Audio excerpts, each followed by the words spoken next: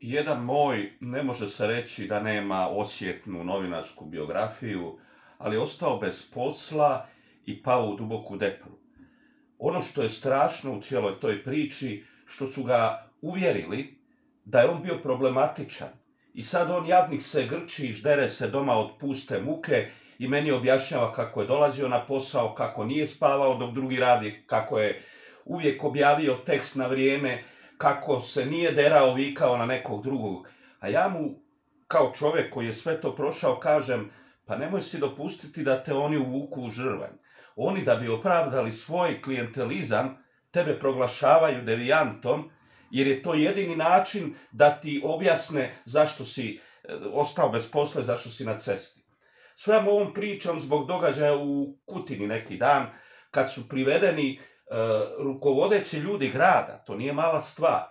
Sve je riješila jedna zviždačica koja je bila šefica tamo čistoće, pa kaže, dođe mi čovjek, kaže, dobar dan, veli, moj sin je završio. A ja kažem, bravo za sina, samo šta ja imam s tim? O, kaže, meni obećao onaj lijevi, desni, da moj sin čim završi, on će odmah dobiti posao kod vas u čistoći. Pa ona, šokirana, pogotovo što on nije došao da bi bio čistač, nego je došao da bude neki ćato, neki, sitni šefić. I jednostavno je žena pukla nakon 3 godine od straha prije svega, jer ako se nešto dogodi, reče da je ona kriva i da je ona izmišljala radna mjesta i zapošljavala nekakvu djecu. Vidite, taj moj, ako je mentalno jak, izvuće se iz ovog slučaja, ali ko zna sa kakvim posljedicama. Treba izdržati takve stvari. One su se počele odmotavati, evo Kutini slučaj je bio u Požegi takav isti, ali treba izdržati.